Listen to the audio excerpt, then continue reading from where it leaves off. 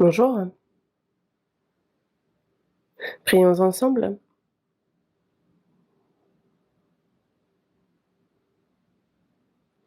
Dieu notre Père, toi qui nous aimes, toi qui es saint et miséricordieux, Dieu, nous étions loin de toi, nous vivions dans le péché, mais tu as eu pitié de nous. Le jugement et la malédiction que nous devions recevoir, cette fureur, c'est sur Jésus qu'ils sont retombés, et c'est par son sang précieux que tu as éternellement lavé nos péchés, fait que sans aucun mérite de notre part, tu nous as sauvés. Nous te remercions sincèrement pour cette grande grâce, et tu as fait de nous tes enfants.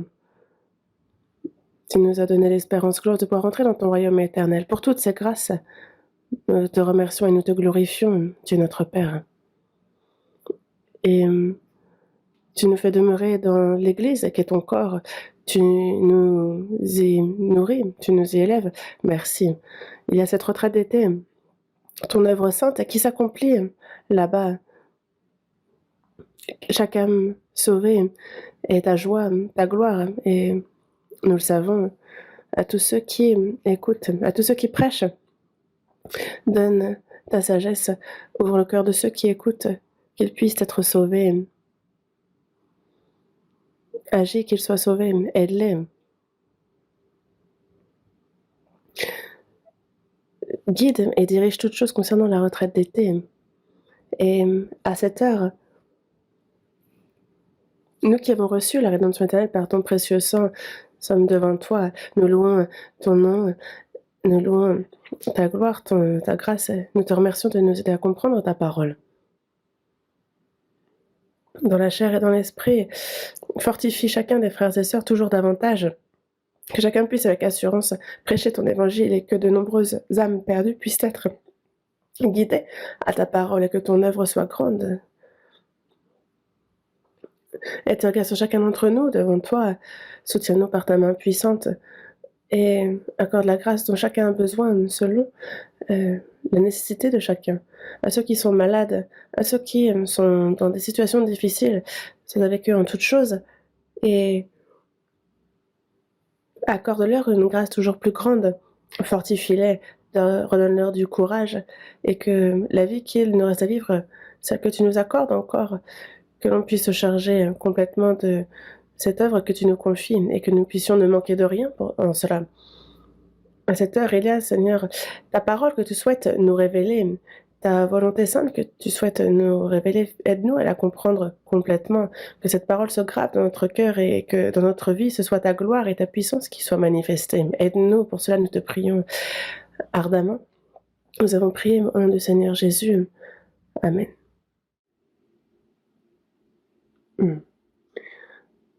Ouvrons ensemble la Bible à la seconde épître à Timothée, chapitre 1, versets 7 et 8.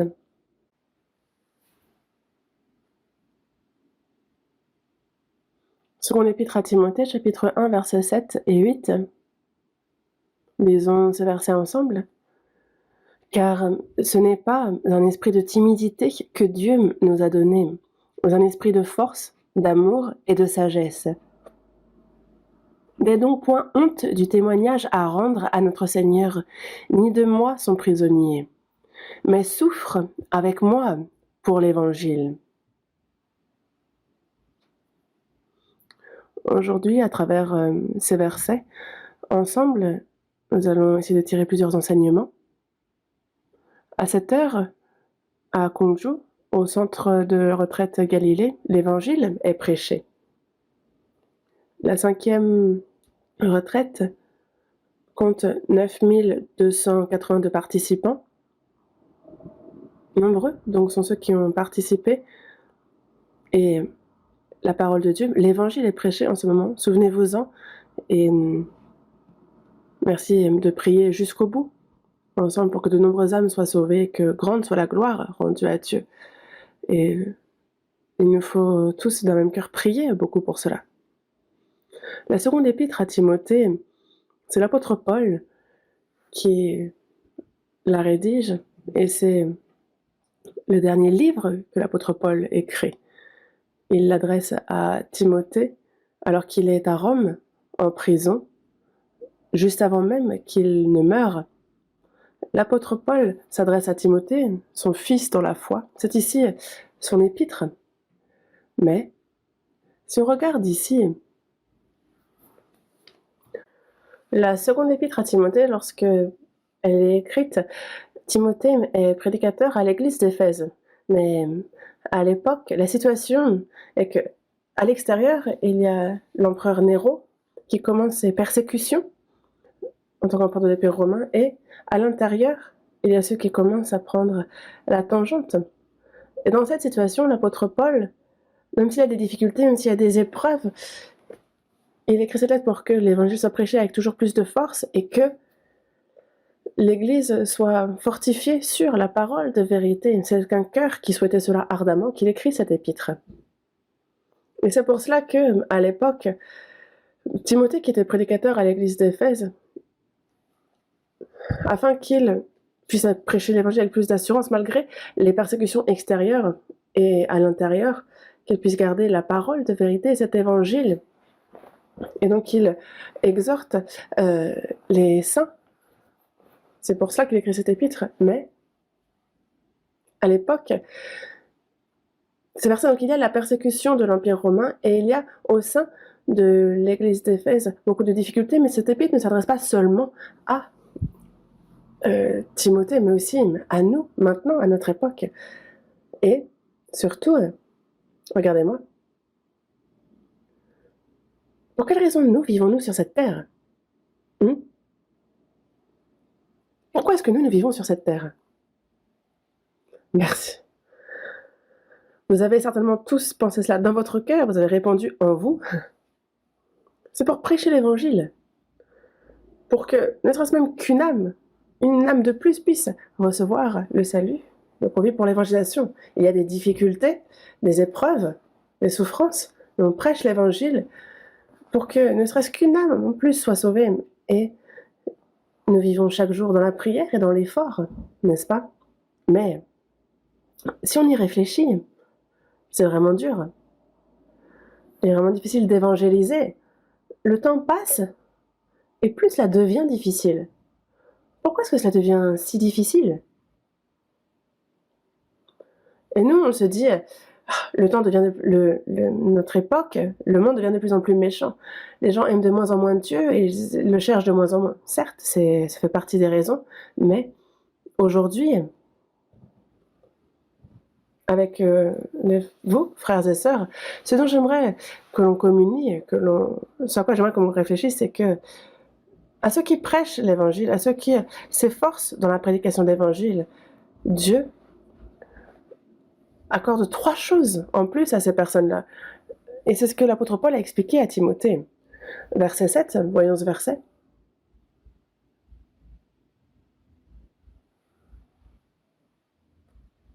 Verset 7. Car ce n'est pas un esprit de timidité que Dieu nous a donné, mais un esprit de force, d'amour et de sagesse. Un esprit de timidité. Timidité, dans d'autres traductions, ça peut être, des fois c'est lâche, ça peut être de crainte, ça a aussi ce sens. Un esprit de timidité. Dieu ne nous a pas donné un esprit de timidité. Et nous qui devons prêcher l'évangile, ce n'est pas un esprit de timidité, un esprit lâche, mais c'est un esprit courageux, car il souhaite que nous prêchions l'évangile avec courage, avec assurance, et c'est pour cela il veut que nous prêchions l'évangile et qu'on le prêche avec courage, avec assurance, et nous a donné accordé 3 choses. Ici, il nous l'a dit dans le verset 7. Ce n'est pas un esprit de timidité que Dieu nous a donné, mais, la première des choses, un esprit de force, deuxième chose, d'amour, et troisième chose, de sagesse. Et ce sont ces 3 choses qu'il nous a données à ceux qui prêchent l'évangile. Il a donné ces 3 choses à ceux qui prêchent son évangile. Et ce n'est pas par notre propre force que nous prêchons l'évangile.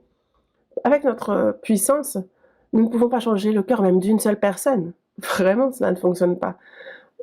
Même si on demande avec un cœur ardent, même si vraiment on insiste, même si on leur demande ardemment, c'est difficile.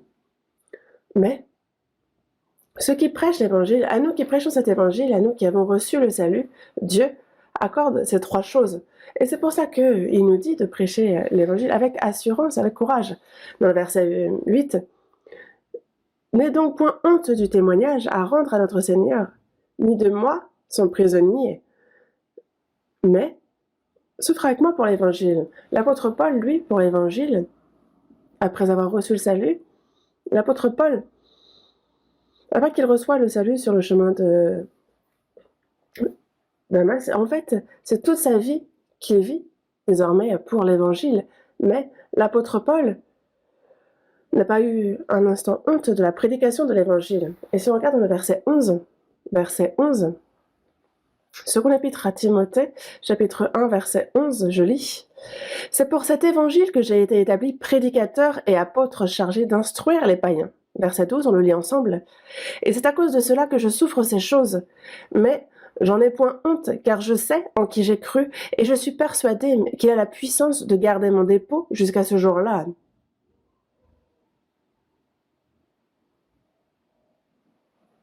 L'apôtre Paul était persuadé, il a vécu avec cette conviction, il n'a point eu honte du témoignage.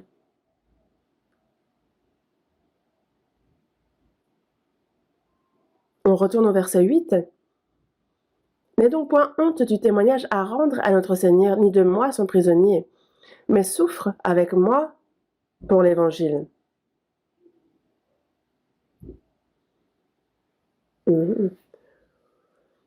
On souffre dans la prédication de l'évangile. La souffrance,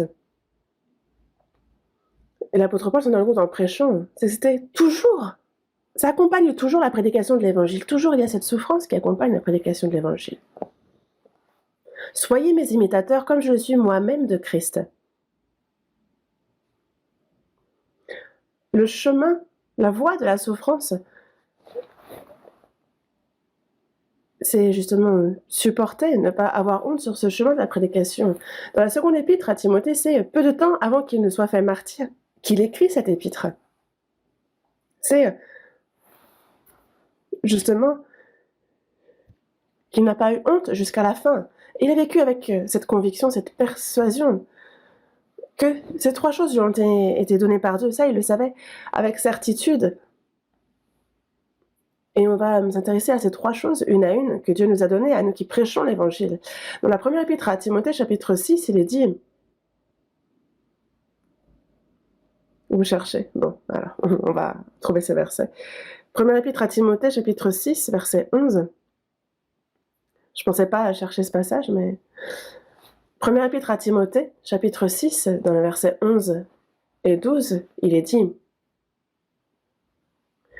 Pour toi, homme de Dieu, fuis ces choses et recherche la justice, la piété, la foi, la charité, la patience, la douceur.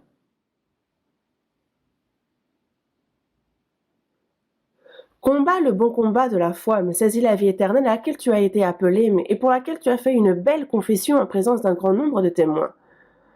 Combat le bon combat de la foi. L'évangélisation, c'est le bon combat de la foi. Mais parfois, certains se méprennent. Il ne faut pas se méprendre. Ce n'est pas un combat avec la personne qu'on veut évangéliser, mais un combat avec le diable. Combat le bon combat de la foi.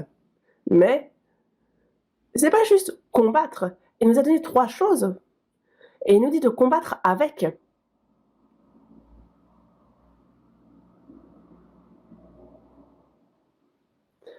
La vie de l'apôtre Paul, toute sa vie, il a couru pour cela. Et c'est pour ça que dans Actes chapitre 20, verset 24, il dit bien « Mais je ne fais pour moi-même aucun cas de ma vie, comme si elle m'était précieuse, pourvu que j'accomplisse ma course avec joie et le ministère que j'ai reçu du Seigneur Jésus d'annoncer la bonne nouvelle de la grâce de Dieu. » Il y a donc ce ministère qu'il a reçu du Seigneur Jésus, d'annoncer la bonne nouvelle de la grâce, sa mission, toute sa vie. Est-ce qu'il n'y a que l'apôtre Paul qui a reçu cette mission? Non. Toute personne sauvée a reçu du Seigneur Jésus-Christ cette mission. Le ministère que j'ai reçu du Seigneur Jésus, d'annoncer la bonne nouvelle de la grâce de Dieu. Ça, est-ce que ce n'est pas le but de notre vie? Si. Mais Pour que l'on s'en charge, Dieu nous donne une chose. La première étant, dans la seconde épître à Timothée, chapitre 1, verset 7, ce n'est pas un esprit de timidité que Dieu nous a donné, mais qu'est-ce qu'il nous a donné en premier? Un esprit de force. Il nous a donné la force. Il nous a sauvés. Il a fait de nous ses enfants. Il nous a pris pour ses fils. Et à travers tous ceux qui sont sauvés, il témoigne de son évangile. Il fait en sorte qu'il soit prêché. C'est ce qu'il veut. Et c'est pour cela que, à tous ceux qui sont sauvés, il donne sa force. L'évangélisation ne se passe pas selon notre propre puissance. Car puisque le monde, avec sa sagesse, n'a point connu Dieu dans la sagesse de Dieu, il a plu à Dieu de sauver les croyants par la folie de la prédication. C'est ce que Dieu nous dit. Avant toute chose, c'est à travers ceux qui ont reçu le salut que Dieu sauve d'autres âmes. Ça, c'est le moyen que Dieu a choisi pour sauver les âmes. Et la raison pour laquelle nous sommes sur cette terre, c'est qu'il y a encore autour de nous il reste ceux qui doivent encore être sauvés. Mais on se rend compte en évangélisant, parfois on est blessé, on est vraiment torturé, on est parfois découragé, on est parfois justement effondré. Mais il y a une chose dont il faut se souvenir à ce moment-là, c'est qu'il y a une chose que Dieu nous donne. Dans la prédication de l'évangile, une chose dont on a absolument besoin, il nous a donné un esprit de force, nous avons besoin de la force de Dieu. Dans le psaume 68, verset 35, il dit bien justement qu'il donne à son peuple la force et la puissance. On va chercher ce passage. Psaume 68.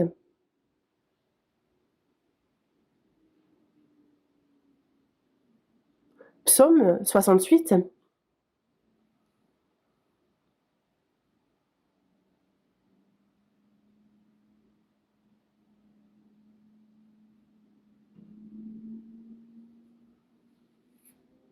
Psaume 68, verset 35.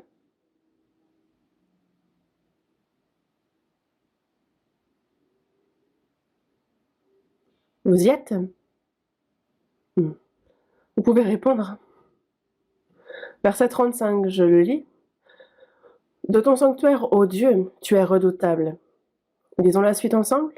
Le Dieu d'Israël donne à son peuple la force et la puissance.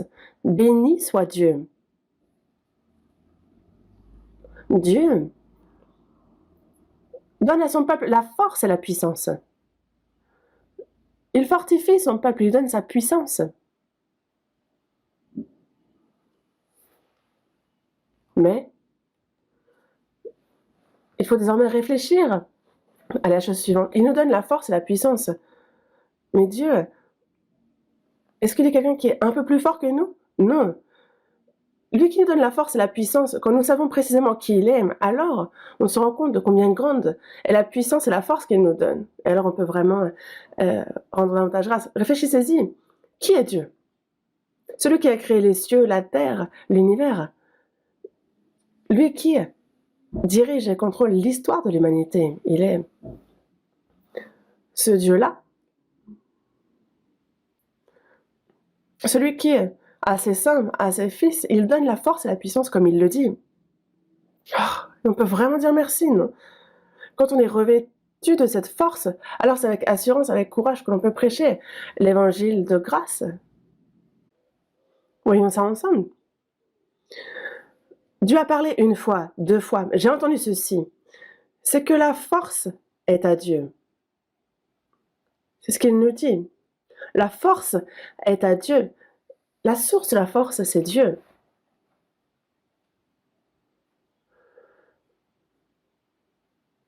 Et celui qui nous donne cette force, cette puissance, n'est pas un petit peu plus puissant que nous. Il est le Tout-Puissant. C'est ce Tout-Puissant qui nous donne cette force et puissance. Et c'est pour ça que dans Genèse chapitre 1, verset 1, vous connaissez ce verset. Au commencement, Dieu créa les cieux et la terre. La Genèse chapitre 1, verset 1, premier verset de la Bible, Il n'est pas là en train de nous prier de croire en lui. Non, il commence sa Bible en disant qu'il a créé les cieux, la terre, il commence sa Bible en nous annonçant sa toute puissance. C'est qu'ainsi qu'il commence la Bible.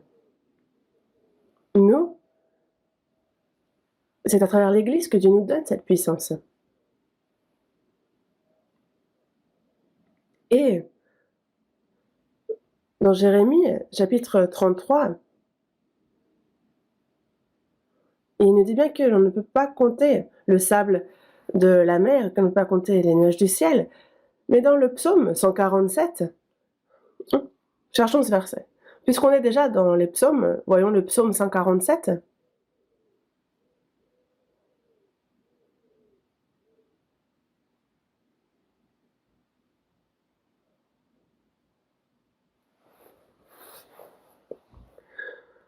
Psaume 147, versets 4 et 5. Je commence par lire. Verset 4. Il compte le nombre des étoiles, il leur donne à toutes des noms. C'est vraiment un verset surprenant. Et verset 5, on le lit ensemble. Notre Seigneur est grand, puissant par sa force, son intelligence n'a point de limite. Notre Seigneur puissant par sa force.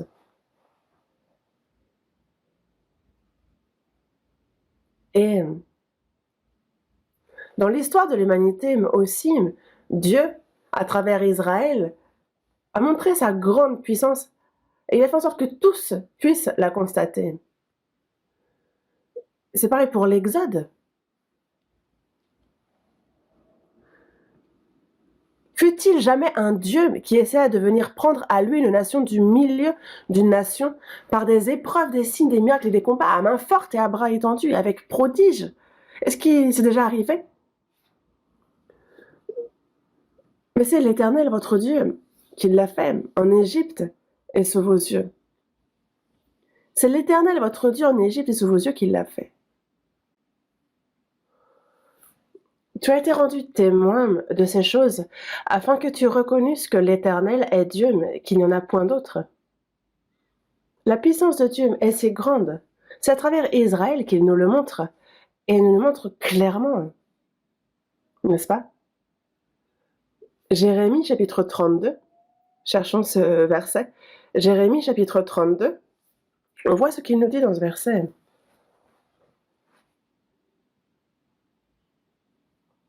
Jérémie chapitre 32. Le chapitre 32 de Jérémie est un chapitre qui nous parle de la foi. Vous êtes tous à Jérémie 32? Et ça nous explique bien ce qui concerne la foi. Mais ici, dans le verset 2, l'armée du roi de Babylone assiégeait alors Jérusalem, et Jérémie, le prophète, était enfermé dans la cour de la prison qui était dans la maison du roi de Juda. Donc on a Babylone qui assiège Jérusalem, qui s'apprête à attaquer. Alors, à ce moment-là, on a Jérémie qui est où? Enfermé dans la cour de la prison. Et à ce moment-là, alors lui qui est en prison, il y a un ange qui vient et qui lui dit, il faut qu'il achète une terre. On achète ou on n'achète pas? Vu la situation, il y a la Babylone qui assiège Jérusalem. On a, dans peu de temps, ils vont attaquer. C'est vraiment une situation de crise. Et à quelqu'un qui est enfermé en prison, on lui dit, achète un terrain. Est-ce qu'on achète ou est-ce qu'on n'achète pas? Si c'était vous, qu'est-ce que vous feriez? Vous répondez pas. Ici, verset 8, regardons le verset 8. Et Hanamel, fils de mon oncle, vint auprès de moi, selon la parole de l'Éternel, dans la cour de la prison, et il me dit, achète mon champ, qui est à Anathoth, dans le pays de Benjamin, car tu as le droit d'héritage et de racham, achète-le. Je reconnus que c'était la parole de l'Éternel. On lit le 9 ensemble. J'achetai de Hanamel, fils de mon oncle, le champ qui est à Anathoth, et je lui pesai l'argent, 17 cycles d'argent. Il a acheté ce champ. Et donc, Jérémie, qui est en prison, se voit offrir cette proposition et il achète. Alors qu'il court à leur perte. Mais je reconnus que c'était la parole de l'Éternel. Et donc Jérémie n'a pas regardé la situation, mais il a acheté ce chant en s'appuyant sur la parole de l'Éternel. Verset 15. Verset 15. Car ainsi parle l'Éternel des armées, le Dieu d'Israël. On achètera encore des maisons, des champs et des vignes dans ce pays. Ici,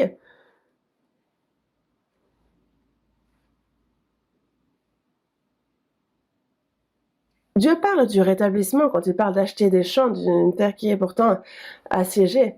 Et donc, Jérémie n'a pas vu la situation, mais il s'est appuyé sur la parole de Dieu. C'est là la foi. C'est compris? Vous ne répondez pas aujourd'hui, décidément. Compris? Mais, regardons le verset 17. Ah, Seigneur éternel, voici, tu as fait les cieux et la terre par ta grande puissance et par ton bras étendu. On est la fin ensemble? Rien n'est étonnant de ta part. On est ensemble le verset 27 également. Voici, je suis l'Éternel, le Dieu de toute chair. Y a-t-il rien qui soit étonnant de ma part? Dieu est le Tout-Puissant.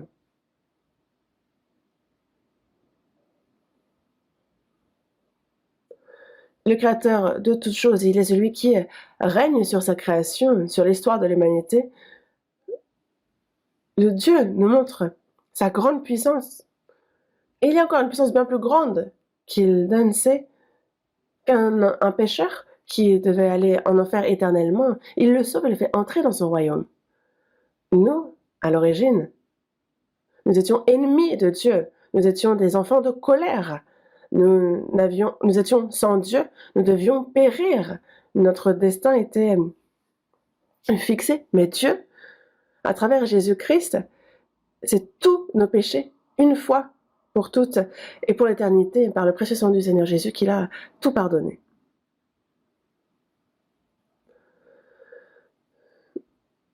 Et plus, c'est encore une puissance bien plus grande que celle de créer les cieux, la terre, que de sauver l'âme des pécheurs. Et dans Sophonie, chapitre 3, verset 17, il nous dit bien: L'Éternel, ton Dieu, est au milieu de toi comme un héros qui sauve. Dieu est celui qui accorde la force, celui qui sauve. Nous avons été revêtus de ce grand amour et nous vivons dans sa grande puissance. Jésus est venu sur terre. Dieu s'est fait un corps et c'est Jésus qui est venu sur terre. Et ce qu'il a fait de son vivant sur cette terre, il a guéri de nombreux malades. Et pas seulement, il guérit les problèmes spirituels, l'esprit. Et c'est pour cela que, si on devait parler en un mot de la vie publique de Jésus, on pourrait dire qu'il guérissait les malades, mais surtout l'âme des pécheurs. Qui peut faire une telle chose? Dieu. Et seulement Dieu. Il en est le seul capable. Et aussi, il transforme les gens. Nous aussi qui sommes sauvés, regardez, après avoir reçu le salut petit à petit, le temps passe, et dans la parole, nous grandissons, et petit à petit, nous sommes changés, nous sommes transformés, n'est-ce pas? Oui ou non? Oui, et ça c'est normal. Mais, si on y réfléchit, au départ, on était ce genre de personne? Est-ce qu'on a aimé écouter la parole de Dieu? Est-ce que nous aimions l'évangile, le prêcher? Est-ce que nous aimions et nous réjouissions des persécutions dans la prédication? Non. Je ne connaissais que moi. Avant le salut, je ne pensais qu'à moi et allez, pour faire large, peut-être je pensais à ma famille, mais désormais, avant tout, on pense à Dieu, au Seigneur, à l'Église, à l'Évangile et aussi aux frères et sœurs qui prêchent avec nous. On n'était pas ce genre de personnes au départ, n'est-ce pas? Ça, c'est Dieu qui nous a transformés. C'est lui qui change. Cette puissance, cette force de pouvoir changer les hommes, elle est en Dieu. Dans Matthieu chapitre 4, en fait, on voit Jésus près de Galilée qui tourne et il voit Pierre et André qui jettent leur filet. Et il leur dit, qu'est-ce qu'il leur dit? Qu'est-ce qu'il leur a dit? En fait, ils sont pêcheurs. Et il dit, suivez-moi et je vous ferai pêcheurs d'hommes. Des pêcheurs qui pêchent des poissons, Jésus les a vus. Il les appelle. Il voit André, il voit Pierre, Simon. Et il les appelle. Et aussitôt, eux, ils laissent les filets et le suivent. Et Jacques et Jean, pareil, ils les voient. Ils étaient dans une barque avec Zébédée, leur père, et ils réparaient leur filet, mais il les a appelés. Et aussitôt, ils ont laissé leur barque et leur père, et ils l'ont suivi. Ils étaient pêcheurs. À Galilée, ils pêchaient. Mais dans Actes chapitre 2, on voit Pierre qui fait un sermon et 3000 personnes sont sauvées. Dans Actes chapitre 4, c'est 5000 hommes qui sont sauvés. On voit cette œuvre-là. Est-ce que c'est la puissance de Pierre? Non. La puissance de Dieu. Et c'est pareil pour nous. Nous aussi, on évangélise et c'est la puissance de Dieu à laquelle nous goûtons constamment. Réfléchissez-y. On prie vraiment ardemment. On a un souhait ardent. Et on a cette personne qu'on veut évangéliser qui est sauvée. Est-ce que c'est notre puissance? Non. C'est la puissance de Dieu, c'est sa force. Nous seulement, nous transmettons, en fait, nous sommes des canaux qui transmettons cette puissance.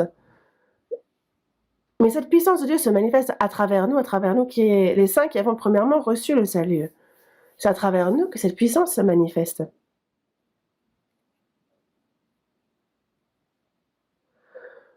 Quelle est cette puissance qu'il nous donne, cette force? Voyons dans la Bible, Romains chapitre 1.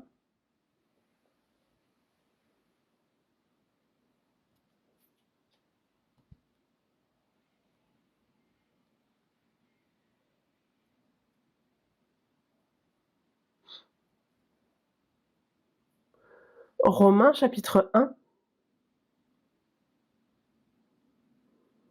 verset 16.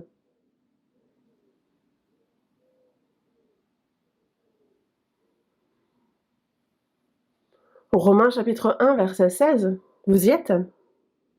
On lit ensemble. Car je n'ai point honte de l'évangile, c'est une puissance de Dieu pour le salut de quiconque croit, du juif premièrement, puis du grec.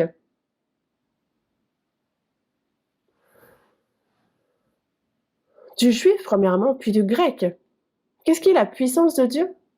L'évangile. L'évangile, c'est une puissance de Dieu. Il nous l'a confié, cet évangile.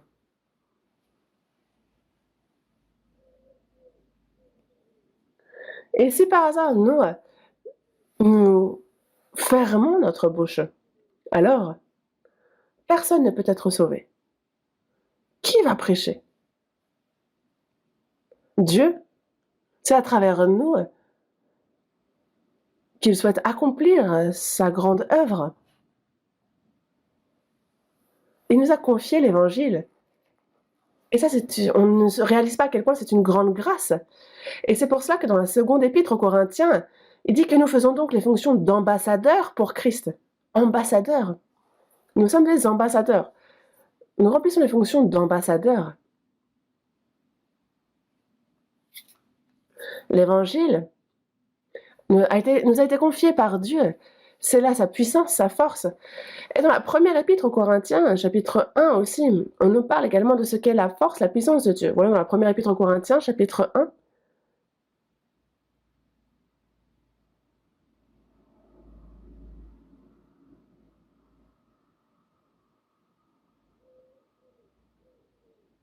Verset 18.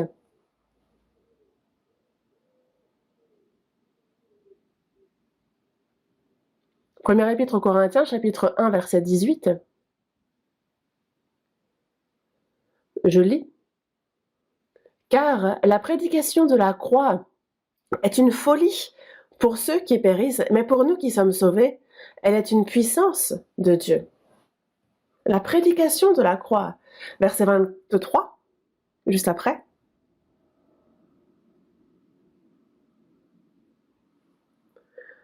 Je vais lire le verset 23. Nous prêchons Christ crucifié, scandale pour les Juifs et folie pour les païens. Lisons le verset 24 ensemble. Mais puissance de Dieu et sagesse de Dieu pour ceux qui sont appelés, tant juifs que grecs.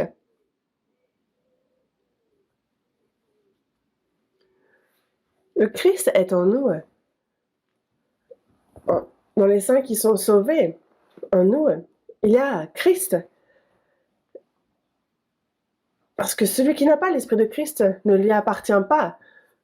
Et lorsque nous avons reçu le salut, nous avons reçu en don le Saint-Esprit, mais il est en nous. C'est la puissance de Dieu. Mais puissance de Dieu et sagesse de Dieu, c'est ça Christ crucifié. Et il est en nous.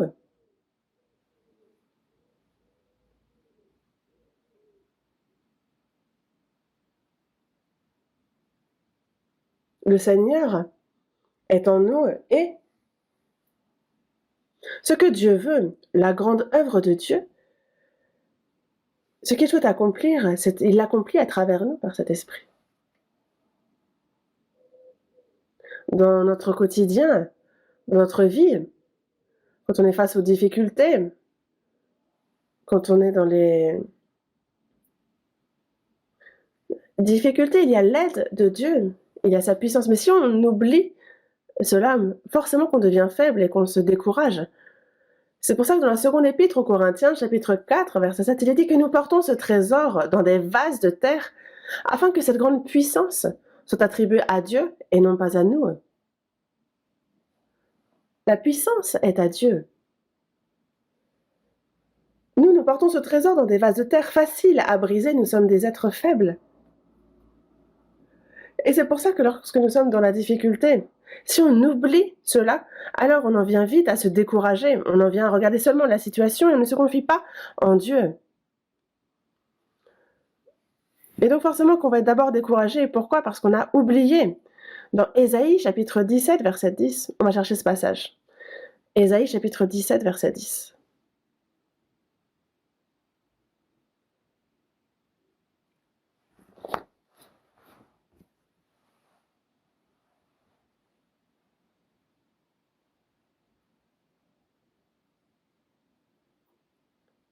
Quand on est dans la difficulté,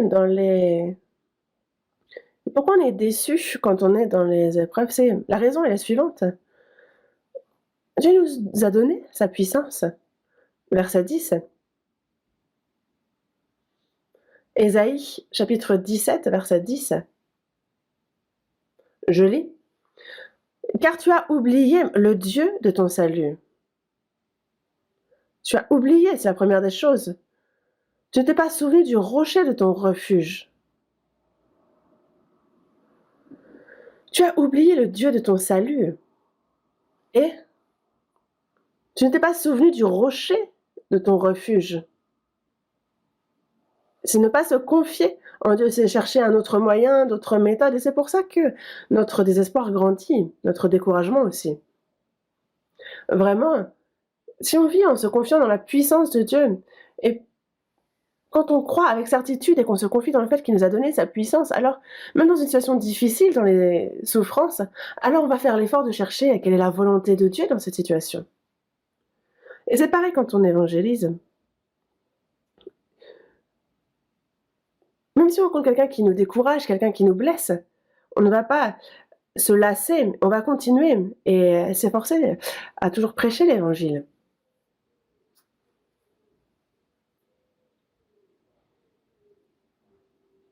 Honnêtement, on va en discuter, on est entre nous.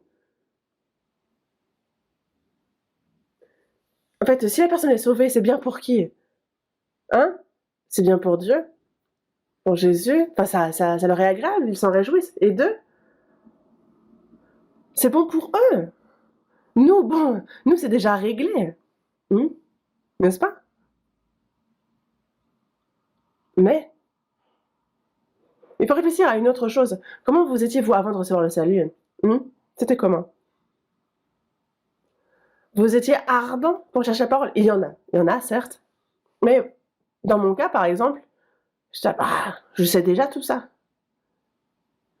Prêcher à ceux qui ne croient pas. Pourquoi aussi d'évangéliser quelqu'un qui est déjà zélé et qui va à l'église? Ils essayent de me convaincre avec des doctrines. C'est vrai, quand j'y pense maintenant, j'ai honte. Dieu a souhaité nous donner cette grande grâce, cet amour. Il attend, il attend, il attend. Et c'est à travers les frères et sœurs qui sont premièrement sauvés, c'est à travers eux qu'il souhaite faire entendre son évangile, son amour, faire qu'ils puissent être sauvés. Et à cette grande puissance, cette grande grâce qu'il accorde. Mais eux, constamment, ils rejettent. Et c'est vrai que c'était mon cas aussi, et quand j'y pense, j'ai honte.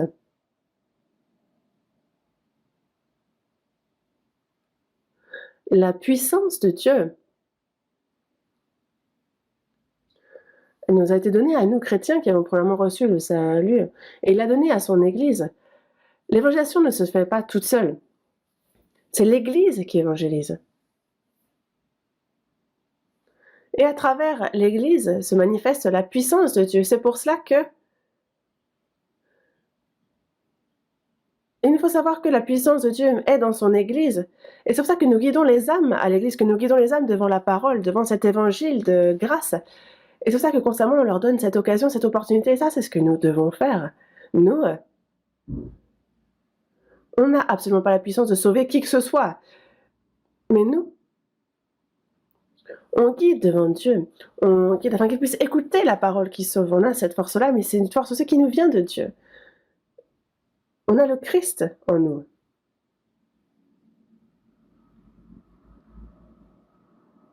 Jean chapitre 14. On va voir ce que Jésus dit. Jean chapitre 14, verset 12.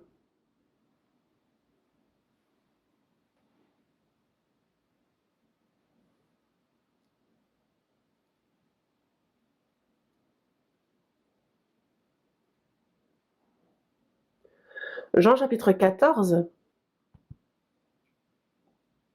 verset 12.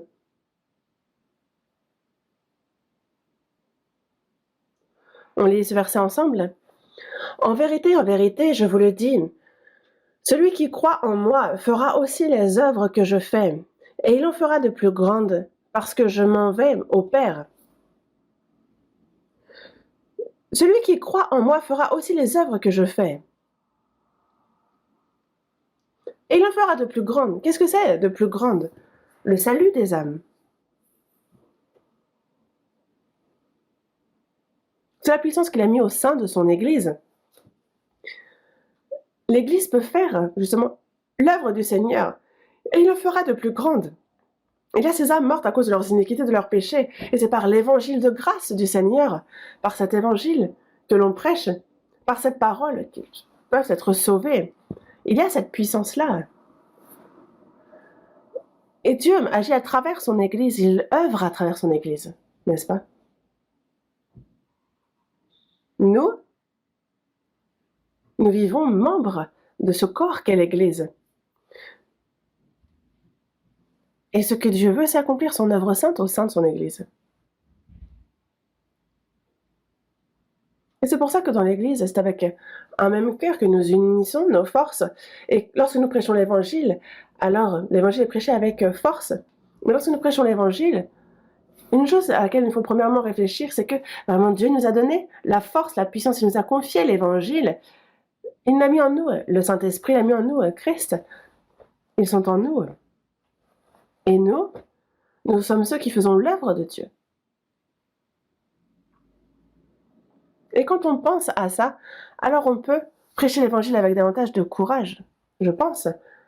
L'Évangile que nous prêchons, ce n'est pas une doctrine.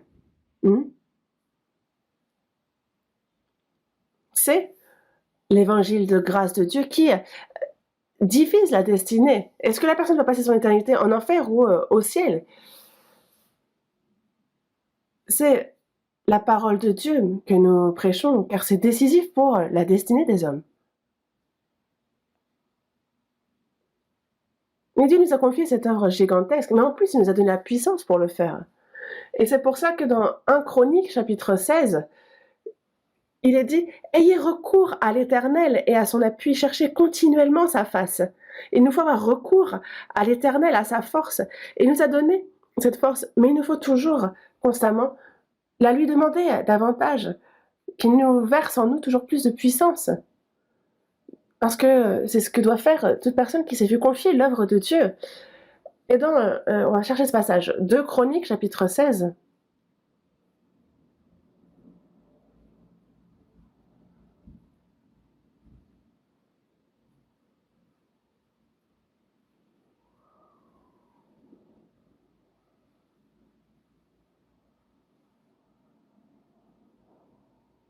Deux Chroniques, chapitre 16,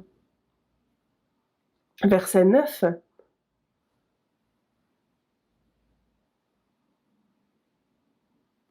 Deux Chroniques, chapitre 16, verset 9. Vous y êtes? Je lis. Car l'Éternel étend ses regards sur toute la terre, pour soutenir ceux dont le cœur est tout entier à lui. Devant Dieu, lorsqu'on demande sa puissance, il faut le faire avec notre cœur tout entier. La mission qu'il nous a confiée, elle est gigantesque. Quand on en vient à le connaître, quand on le comprend, alors on sait aussi que l'on a toujours besoin de plus de puissance de la part de Dieu.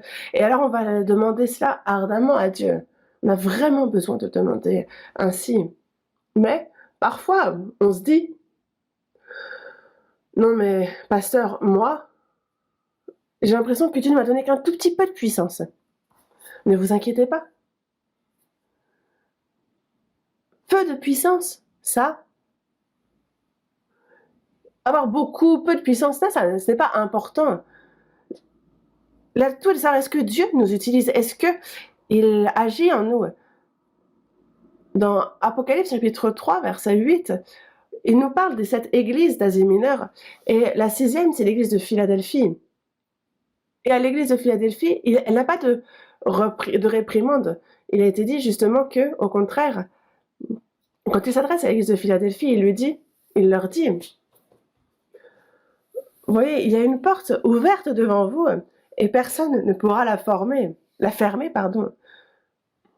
Vous avez peu de puissance, mais vous avez gardé ma parole et vous n'avez pas renié mon nom. Peut-être peu de puissance, mais ils ont gardé la parole, ils ont obéi à la parole de Dieu, ils ont été complimentés de ce côté-là. Avoir beaucoup ou peu de puissance, ça, ce n'est pas il ne faut pas remettre la faute sur ça. Genre, oh, il m'a donné peu de puissance. Non. On prend ce qu'il nous donne. Et la question est de savoir combien nous lui sommes obéissants. Alors, la puissance de Dieu se manifeste en nous selon comment nous obéissons. Réfléchissez-y.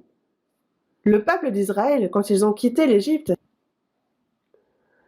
dès qu'ils ont traversé la mer Rouge, ils ont loué Dieu, ils l'ont loué. Mais à peine quelques jours après, de cette même bouche, ils ont commencé à murmurer contre lui. Et lorsqu'ils sont entrés en terre de Canaan, que s'est-il passé? Ils sont entrés en terre de Canaan, et la première des choses, ils sont entrés en terre de Canaan, ils ont fait la guerre et ils ont conquéri Jéricho. Et qu'est-ce qui s'est passé? Ils devaient faire le tour de la cité une fois pendant 6 jours. Et le 7e jour, il fallait faire le tour 7 fois de la ville. Mais Dieu leur a bien dit. Donc faites le tour et ne parlez pas. Eux, ils disaient chaque jour, ils se plaignaient, ils disaient toujours ah, j'ai pas ci, j'ai pas ça. Donc imaginez comment ça a dû être dur pour eux de se taire. Mais 40 années passées dans le désert, ils ont été entraînés. Ils ont été entraînés comme des soldats. Je ne pensais pas chercher ce passage, mais on va le chercher. On va voir dans Josué.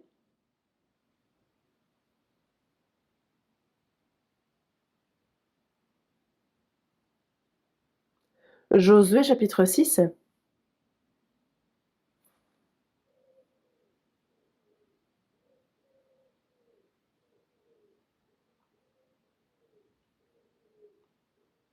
On les voit justement quand ils prennent Jéricho,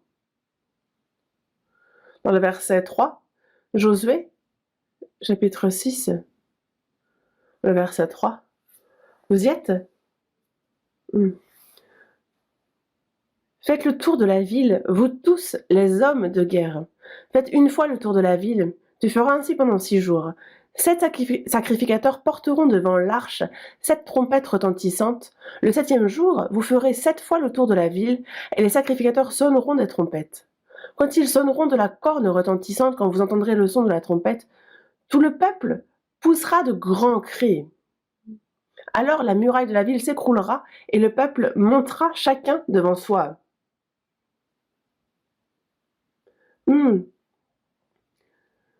Donc, une fois faire le tour de la ville durant 6 jours, mais le 7e jour, comme Dieu l'a dit, qu'est-ce qu'il faut faire? On le voit dans le verset 10, Josué avait donné cet ordre au peuple. Qu'est-ce qu'il ne faut pas faire? Vous ne crierez point. Vous ne ferez point entendre votre voix, et il ne sortira pas un mot de votre bouche jusqu'au jour où je vous dirai. Vous ne ferez point entendre votre voix. Donc, restez silencieux, ne parlez pas, ne discutez pas, ne vous plaignez pas. Et c'est encore bien plus dur après. Il ne sortira pas un mot de votre bouche jusqu'au jour où je vous dirai. Poussez des cris. Alors, vous pousserez des cris.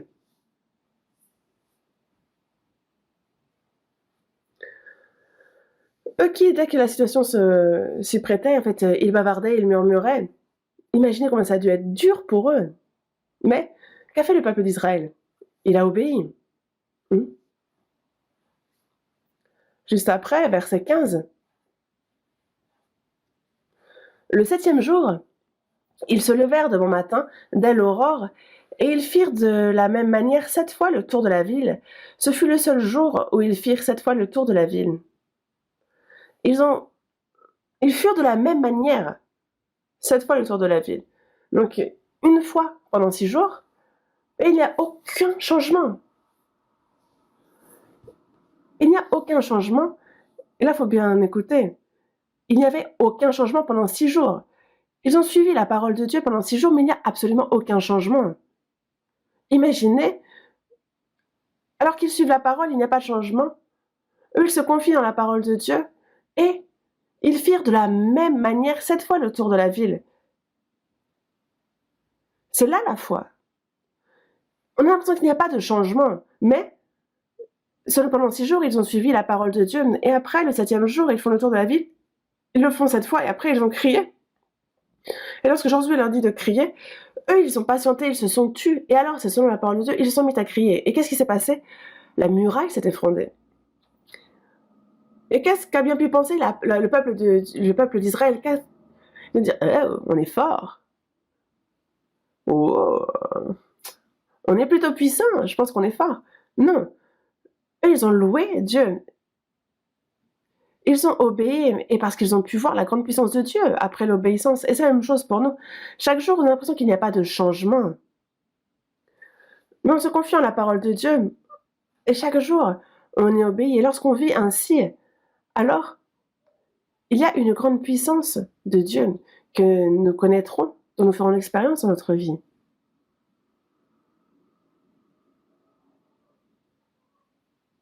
Et, je vous en parlais déjà tout à l'heure, mais il nous a donné la force. Un pécheur, lorsqu'il est sauvé, il change. Et ces pécheurs, c'est qui? C'est nous. Cherchez pas loin. Faites nous-mêmes, nous qui sommes sauvés. C'est par le précieux sang de Jésus qui nous a éternellement lavés de nos péchés. Et il nous fait changer petit à petit. Nous suivons la parole de Dieu et il nous fait grandir. Il nous arrive d'être découragés, il nous arrive d'être soucieux. Mais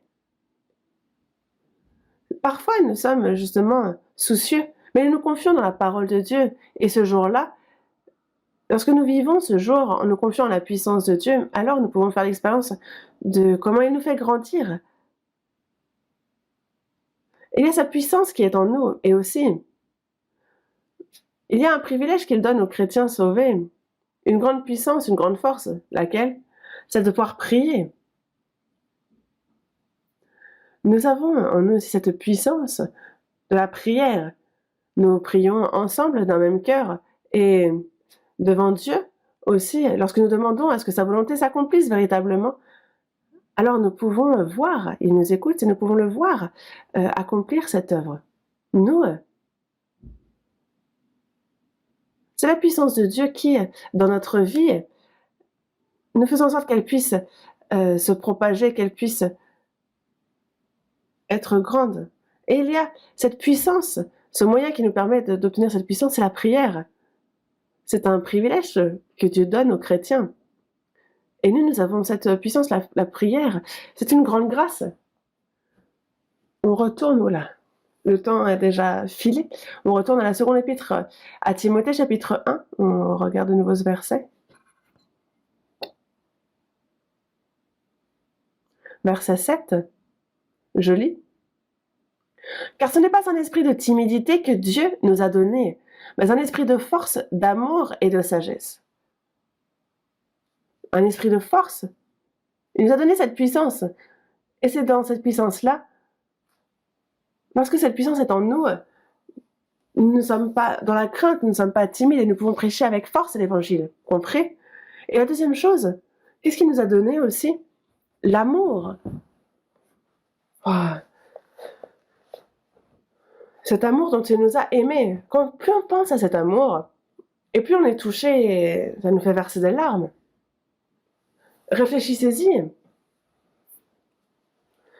Dans la première épître de Jean, chapitre 3, à la première épître aux Corinthiens, chapitre 13, c'est le chapitre de l'amour.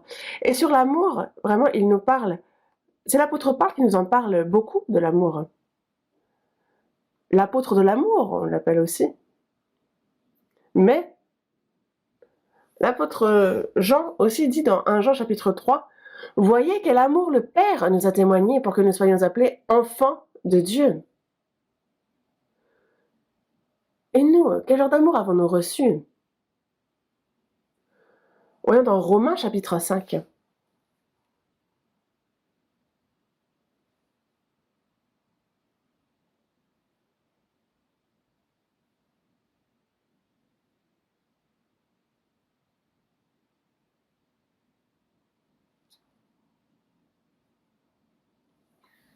Romains chapitre 5, verset 5. Nous, quel genre d'amour avons-nous reçu? Ici, il est dit, « Or, l'espérance ne trompe point, parce que l'amour de Dieu est répandu dans nos cœurs par le Saint-Esprit qui nous a été donné. » L'amour de Dieu est répandu dans nos cœurs. Et c'est ce qu'il donne à ceux qui sont sauvés. Mais quel amour avons-nous reçu? Un amour éternel. Nous avons été revêtus de cet amour. Il a éternellement lavé nos péchés, il nous a pardonné éternellement. Une rédemption éternelle, c'est preuve d'un amour éternel, un amour parfait, un amour inconditionnel. Et c'est cet amour-là que nous avons été revêtus. Et c'est pour cela qu'il nous le dit aussi dans Éphésiens chapitre 2, versets 4 et 5. Dieu, qui est riche en miséricorde, et à cause du grand amour dont il nous a aimés, nous qui étions morts par nos offenses, il nous a rendus à la vie avec Christ, et c'est par grâce que vous êtes sauvés.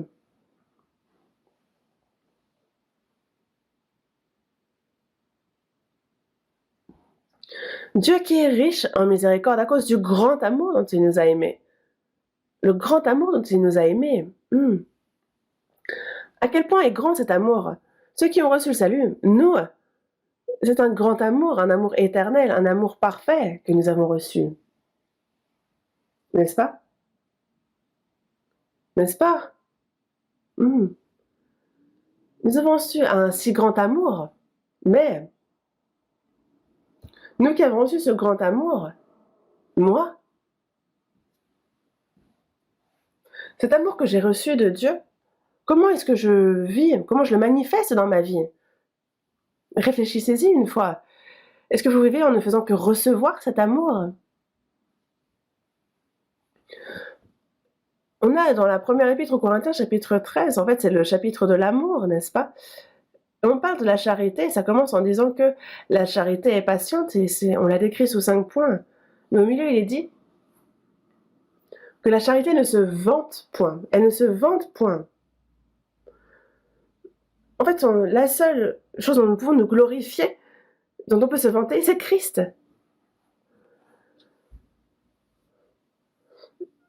La seule chose dont on peut se glorifier, il n'y a d'autre chose que la croix de notre Seigneur Jésus-Christ. Il n'y a rien d'autre pour lequel nous pouvons nous glorifier. Et une autre chose aussi, l'amour, la charité ne cherche point son intérêt. Nous, avant, nous étions égocentriques, vraiment égoïstes. Mais après avoir reçu le salut, on a compris l'amour de Dieu. Et depuis, il y a cet amour que nous avons reçu, dont il nous a revêtus. Et ce n'est pas un amour tourné vers moi, mais c'est vraiment un amour altruiste, un amour dont le Seigneur est au cœur. Et c'est pour cela que ce grand amour, cet amour éternel, cet amour parfait, nous qui l'avons reçu, on aime le Seigneur, on aime Dieu. Et j'aimerais vous poser la question, vous aimez Dieu? Comment on en est arrivé là? Non. Si je vous pose la question, c'est pour que vous répondiez. On n'a pas le temps, hein? Vous aimez Dieu?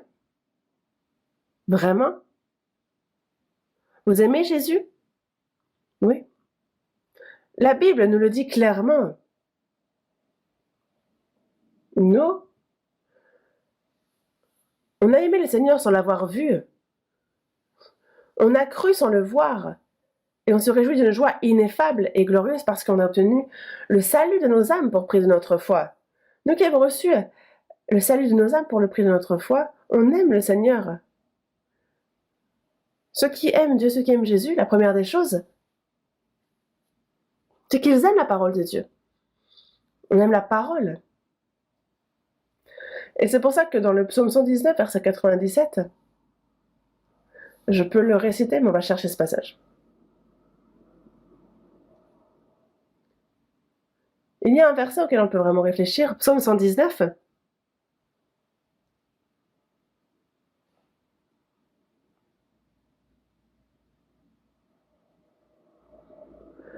Psaume 119, verset 97.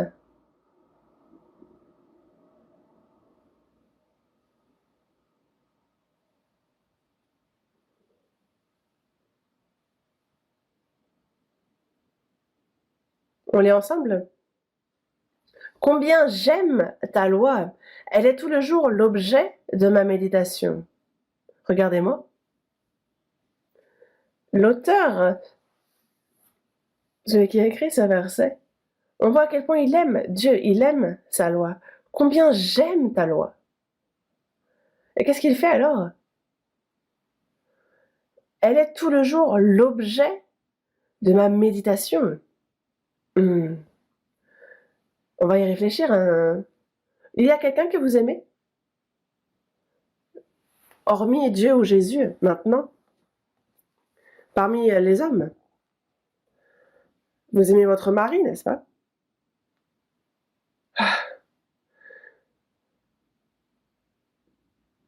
Je m'excuse.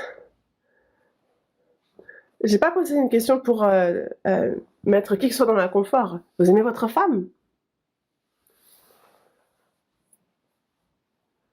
Mais vous y pensez toute la journée? Vous aimez vos petits-enfants? En général, les plus anciens répondent. Et vous les aimez beaucoup, beaucoup, beaucoup? En général, on aime quand ils viennent, mais on préfère quand ils repartent, non?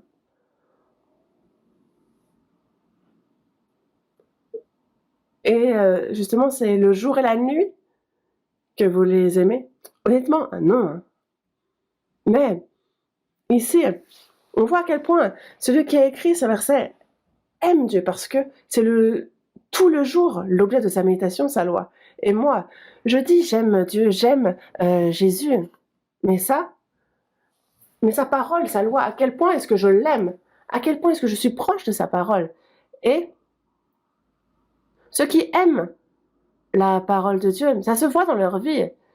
Quelqu'un qui aime Dieu, quelqu'un qui aime sa parole, comment ça se voit? Quelle preuve? C'est qu'il y en a la preuve dans leur vie, c'est l'obéissance. Dans Jean, chapitre 14, Jésus répète à 3 reprises: Si vous m'aimez, gardez mes commandements. Et c'est à 3 reprises qu'il répète ce verset. Si vous m'aimez, gardez mes commandements. Si quelqu'un m'aime, il gardera ma parole. Et seulement à 3 reprises qu'il répète cela. Quelqu'un qui dit aimer Dieu, quelqu'un qui dit aimer sa parole dans sa vie, il y aura l'obéissance. Ça en est la preuve. Et vraiment, l'obéissance à la parole de Dieu, c'est une preuve d'amour de Dieu. Mais l'obéissance, c'est facile à dire, l'obéissance, mais c'est vraiment dur, n'est-ce pas? Parfois, c'est vraiment difficile. Et Dieu, il veut qu'on vive selon sa parole. La raison pour laquelle il nous demande d'obéir à sa parole. Pourquoi? Il veut qu'on obéisse à sa parole. Ce n'est pas pour nous lier ou nous soumettre à quoi que ce soit. C'est que c'est pour nous, c'est pour notre bien, pour nous qui sommes obéissants. On va le voir ça dans Deutéronome chapitre 10.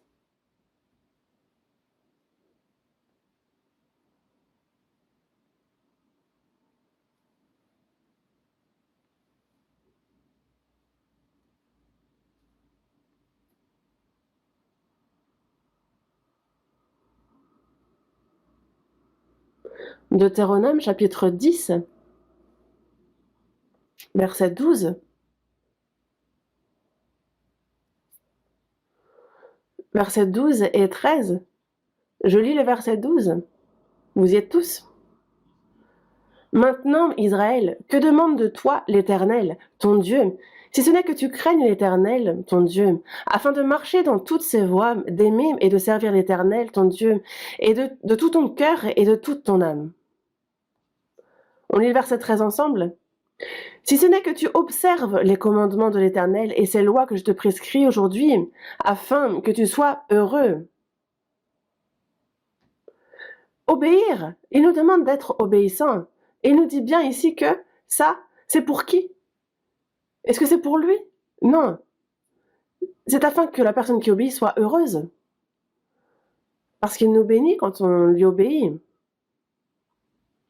Si on aime Dieu, une personne qui aime Dieu dans sa vie, il va vivre en rendant témoignage de ça par son obéissance. Et à travers cette obéissance, Dieu rend cette personne heureuse et la bénit. Il lui fait comprendre davantage sa grâce. Ça, c'est vraiment une grâce surprenante. Et ceux qui aiment Dieu, la première des choses, ils vont aimer sa parole. Et secondement, ils vont aimer l'Église, qui est le corps de Christ. Qu'est-ce que l'Église? Allez. Regardez le frère ou la sœur qui est assis à vos côtés. Regardez là. On aime l'Église. Qu'est-ce qu'on veut dire par là? On aime les frères et sœurs.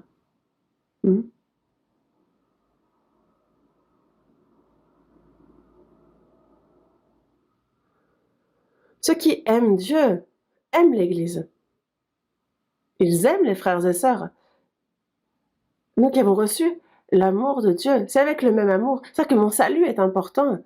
Et il y a ceux, à mes côtés, les frères et sœurs qui ont reçu le salut. Et c'est important aussi, non? C'est important. Mais ils sont un peu différents de moi. Ils ne sont pas comme moi et ce qu'ils disent ne me plaît pas forcément. Mais il y a le Seigneur dans cette personne. Je vous parlais de l'amour tout à l'heure, mais la charité ne cherche point son intérêt. Si je cherche mon propre intérêt, il suffit de ne pas voir cette personne. On n'est pas obligé d'unir nos forces. Parce que quand on doit faire les choses ensemble, quand on doit unir nos forces, alors des fois ça pose problème, il y a des difficultés. Parmi les frères et sœurs, ça peut arriver. Pourquoi? Nous avons reçu le salut. C'est par le précieux sang de Jésus que, éternellement, tous nos péchés ont été pardonnés, lavés. On croit en cela. Mais il y a encore cette, vieille nature en moi, cette, nature pécheresse qui demeure et qui n'a pas encore changé. Celle qui, n'arrive pas à accueillir les frères et sœurs, qui n'arrive pas à élargir, notre cœur. Ça peut se manifester ainsi. Mais si on y réfléchit, Dieu a donné cet amour à ceux qui prêchent son évangile.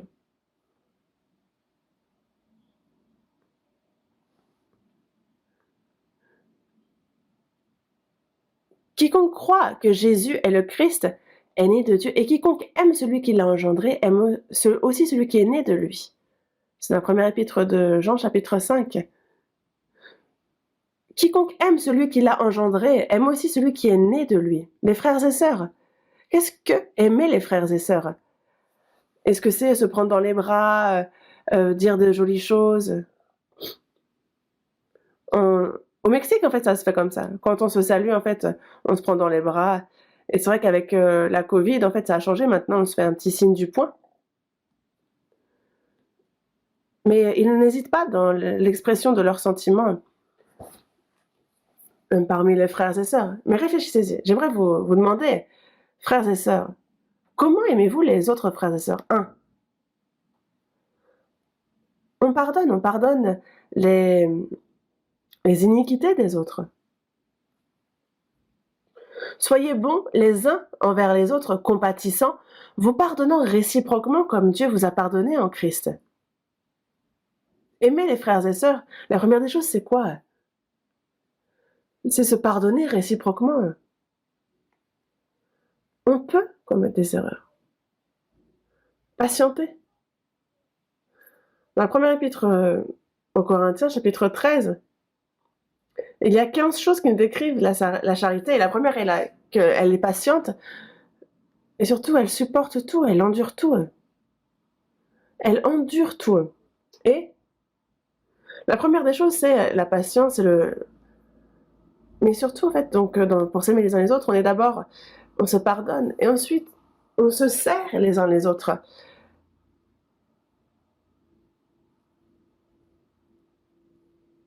Et ce n'est pas servir parfaitement si la manière dont je sers change selon comment le service que je fais est reçu.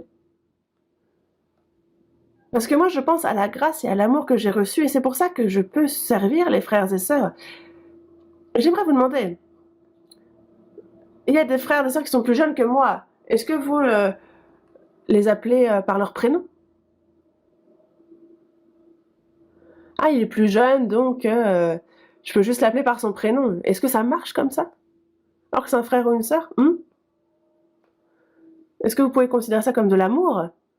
Servir, c'est vraiment dire frère, sœur. Ça commence déjà par le respect qu'on a les uns pour les autres. Ça commence par la parole. Dans notre cœur. Parce que c'est un frère ou une sœur plus jeune. Sous prétexte qu'ils sont jeunes, on les méprise ou on ne les appelle pas frères ou sœurs. Non, avoir un tel cœur, c'est vraiment être orgueilleux. Il y a le Seigneur dans cette personne. Ce sont des frères et sœurs, nous avons le même corps, le même sang. Et donc, il faut donc les respecter. Et donc, ça se manifeste aussi par comment on sert les uns les autres. Et aussi, s'aimer les uns les autres. C'est vrai que des fois, il y a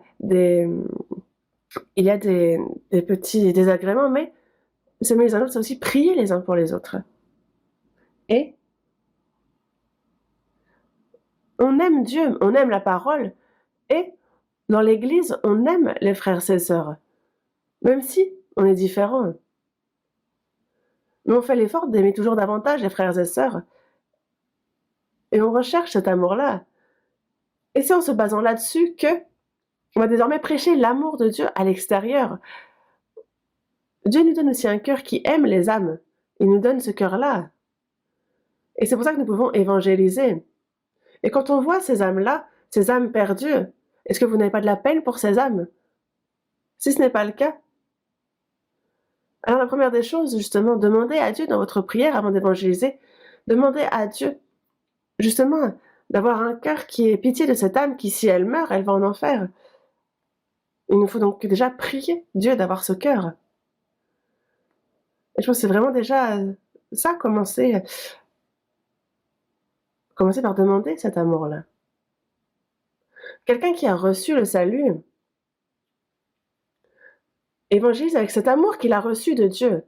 On a reçu cet amour éternel, cet amour parfait, cet amour immuable, et c'est avec un même cœur parmi les frères et sœurs. Nous nous aimons les uns les autres, et c'est ensemble que nous prêchons l'évangile. C'est quand nous sommes un que l'évangile est prêché encore avec bien plus de force, bien plus largement, n'est-ce pas? Comment est-ce que l'on peut être un? C'est quand on s'aime les uns les autres, quand on se pardonne les uns les autres, quand on prie les uns pour les autres. Alors, vraiment, Dieu peut agir plus largement en nous. Ça se manifeste à travers l'amour. Et c'est comme ça qu'il nous faut demander l'amour, qu'il nous faut le manifester. Et aussi, retournons à la seconde épître à Timothée, chapitre 1, verset 7. La troisième chose qu'il nous donne. Seconde épître à Timothée, chapitre 1, verset 7. Car ce n'est pas un esprit de timidité que Dieu nous a donné, mais un esprit de force, d'amour. Et quelle est la troisième chose? Un amour et un esprit de sagesse. Un cœur, un esprit de sagesse. C'est lié justement au fait d'être constamment éveillé dans notre vie. C'est pour ça que dans la première épître de Pierre, chapitre 5, verset 8, il est dit « Soyez sobres, veillez. Votre adversaire, le diable, rôde comme un lion rugissant, cherchez qui il dévorera. » C'est donc lié.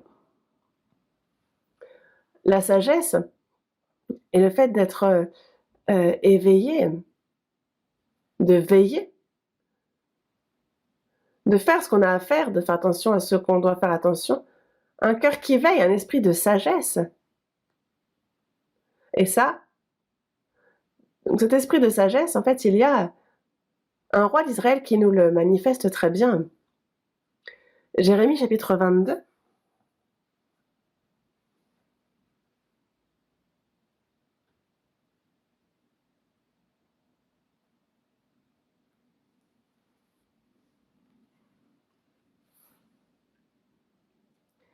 Jérémie chapitre 22.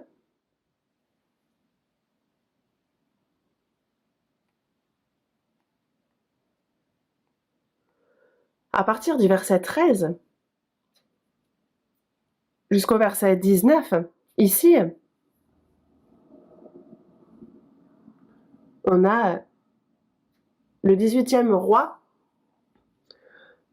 du royaume de Juda, donc Joachim, et son père, et le 16e roi de... Donc on a Joachim. Je me suis trompée. Je suis un peu pressée. Le temps est presque terminé. J'ai beaucoup de choses à vous dire. Ici, on nous parle de Joachim, le 18e roi de Juda au sud. Mais en parlant de Joachim, il parle de son père, le 6e roi de Juda, Josias. On compare les deux. On va voir ça. Je lis, verset 13. Malheur à celui qui bâtit sa maison par l'injustice et ses chambres par l'iniquité, qui fait travailler son prochain sans le payer, mais sans lui donner son salaire. Qui dit « Je me bâtirai une maison vaste et des chambres spacieuses » et qui s'y fait percer des fenêtres la lambrisse de cèdre et la peint en couleur rouge. Est-ce que tu règnes parce que tu as de la passion pour le cèdre? Ton père ne mangeait-il pas, ne buvait-il pas? Mais il pratiquait la justice et l'équité et il fut heureux. Il jugeait la cause du pauvre et de l'indigent, et il fut heureux. N'est-ce pas là me connaître, dit l'Éternel?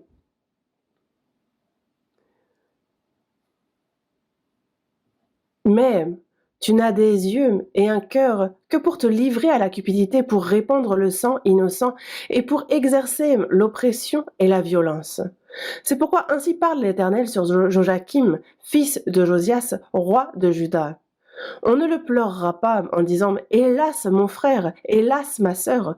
On ne le pleurera pas en disant « Hélas, Seigneur, hélas, Sa Majesté !» Il aura la sépulture d'un âne, il sera traîné et jeté hors des portes de Jérusalem.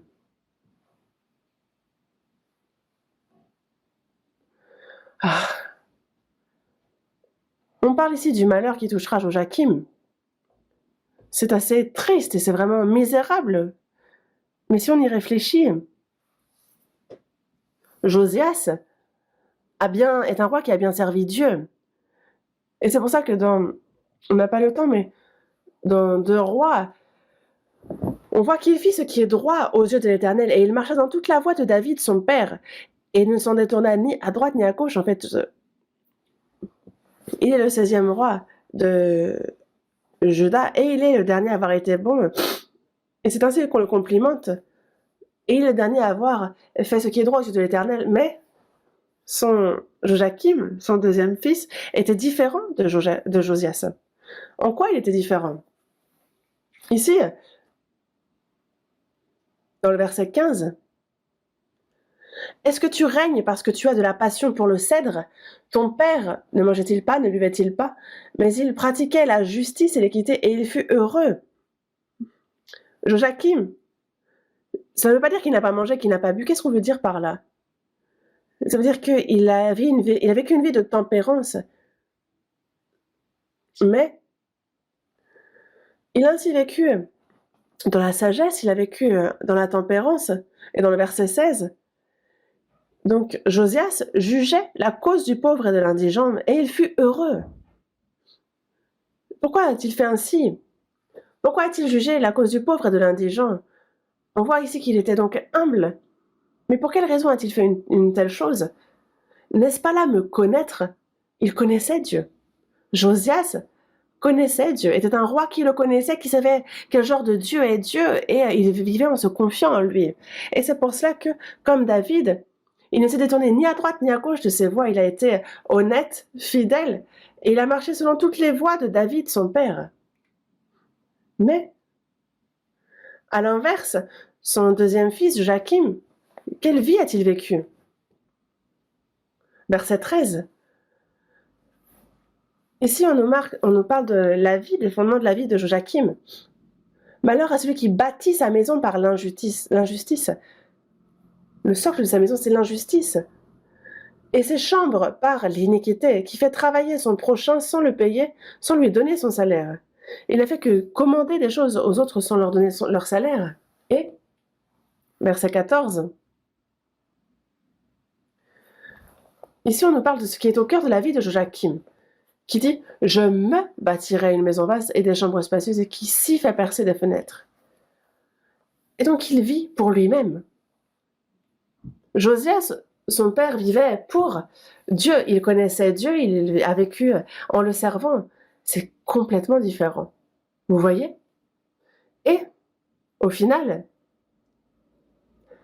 comment est-ce que s'est terminée la vie de Joachim? Verset 18. C'est vraiment une fin misérable, c'est une fin terrible. C'est pourquoi ainsi parle l'Éternel sur Joachim, fils de Josias, roi de Juda. On ne le pleurera pas en disant « Hélas mon frère, hélas ma sœur », on ne le pleurera pas en disant « Hélas Seigneur, hélas sa majesté ». Joachim, quand il meurt, on ne le pleure pas. On ne le pleure pas en disant « Seigneur, hélas sa majesté », alors que le roi est mort. Quelle vie a-t-il vécu pour que, à la fin, on ne le pleure même pas, pour qu'il puisse connaître une telle fin? Verset 19, « Il aura la sépulture d'un âne, il sera traîné et jeté hors des portes de Jérusalem. » Pourquoi une telle fin, une fin si misérable? Pourquoi est-ce qu'il connaît une telle fin? Jérémie chapitre 36, on est déjà dans Jérémie. Joachim, qu'a-t-il fait? Voici ce qu'il a fait.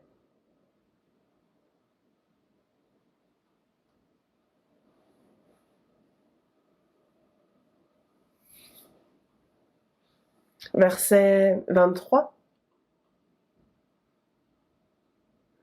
Je lis à partir du verset 22. Le roi était assis dans la maison d'hiver, c'était au 9e mois, et un brasier était allumé devant lui. Lorsque Jéhudi eut lu 3 ou 4 feuilles, le roi, donc le roi ici c'est le roi Joachim, le roi coupa le livre avec le canif du secrétaire et le jeta dans le feu du brasier où il fut entièrement consumé. Qu'a fait Joachim? Il a méprisé la parole de Dieu et il l'a brûlée. Mais plus tard,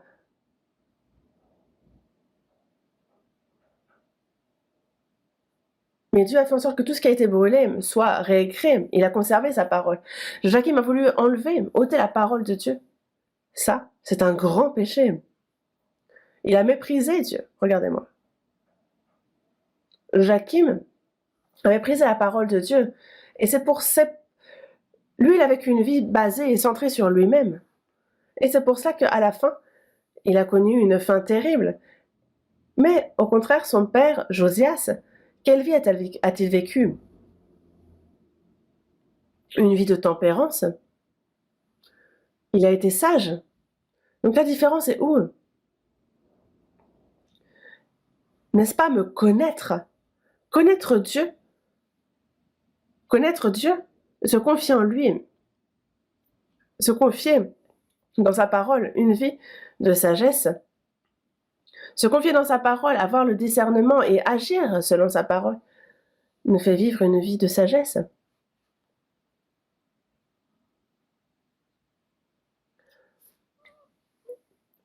C'est vraiment la différence entre quelqu'un qui connaît véritablement Dieu et quelqu'un qui ne le connaît pas. La différence entre Josias et Joachim. Connaître Dieu nous permet de vivre une vie de sagesse, de veiller. Je vais faire le point. On retourne à la seconde épître à Timothée, chapitre 1. Seconde épître à Timothée, chapitre 1, verset 8. Vous y êtes tous retournés? N'aie donc point honte du témoignage à rendre à notre Seigneur, ni de moi, son prisonnier. N'aie donc point honte. Si on a honte de l'Évangile, si on a honte de prêcher l'Évangile, ou si on est timide, ce n'est pas ce que Dieu veut. Il veut que l'on témoigne avec courage. Il souhaite que l'on rende fièrement témoignage de cet Évangile de la grâce. Et c'est pour ça que il dit de ne pas avoir honte du témoignage à rendre entre Seigneur, ni de moi, son prisonnier, mais seulement de souffrir avec moi pour l'Évangile. De souffrir avec moi pour l'Évangile. Là où est prêché l'Évangile, là où l'Évangile est prêché, il y a forcément la souffrance qui s'ensuit. C'est à travers la souffrance, à travers le sacrifice que l'Évangile est prêché, qu'on en rend témoignage. Et ça, on a continuellement appris sur ces choses-là. Mais lorsqu'on témoigne de l'Évangile de grâce du Seigneur, alors ce n'est pas avec timidité, ce n'est pas en ayant peur, mais c'est avec assurance qu'il nous faut témoigner de l'Évangile de la grâce de Dieu. Et à ceux qui prêchent cet Évangile, il a accordé 3 choses. Quelles sont ces choses? Il a donné sa force. Et sa force est dans l'Église. L'évangélisation ne se fait pas toute seule. C'est l'Église. Il a donné sa force, son amour. Nous qui sommes revêtus de cet amour surprenant, on aime d'abord le Seigneur, on aime d'abord Dieu, on aime sa parole, on aime l'Église, on aime les frères et sœurs. Et alors, désormais, c'est vers l'extérieur que se tourne cet amour. Et c'est avec force que l'on peut prêcher à ceux qui ne sont pas sauvés. Et plus on connaît Dieu, et plus nous pouvons être sages. Et il nous a donné donc aussi ce cœur. C'est quelqu'un qui prêche son évangile. Il a donné la force, il a donné l'amour et la sagesse. Et parce qu'il nous a donné ça, alors c'est avec plus de force, avec plus de courage que nous pouvons prêcher cet évangile. Et c'est l'ordre qu'il nous donne. Compris? Merci. Aujourd'hui, donc, le jour du retour du Seigneur n'est pas loin. Le Seigneur nous a donné un esprit de force, d'amour, de sagesse. Et c'est avec ce qu'il nous donne qu'il ne faut donc pas avoir honte et avec force qu'il faut qu'on rende témoignage à notre Seigneur, à son évangile. Il veut qu'on vive ainsi. Prions ensemble. De notre Père, toi qui es miséricordieux, par le précieux sang du Seigneur, par le précieux sang du Seigneur, tu nous as sauvés et en cette fin des temps, tu nous as donné l'espérance de ton royaume et que nous ne soyons pas honteux ni paresseux dans la prédication de ton évangile. Aide-nous. Il y a la retraite d'été qui continue. Seigneur, sois avec nous et guide-nous, et que de nombreuses âmes puissent recevoir le salut, et que tu puisses être grandement glorifié. Guide-nous et aide-nous, nous prions ardemment pour cela. Et pour cela, que chacun de nous puisse être précieusement utilisé selon ta volonté. Nous avons prié en le Seigneur Jésus-Christ qui nous aime. Amen.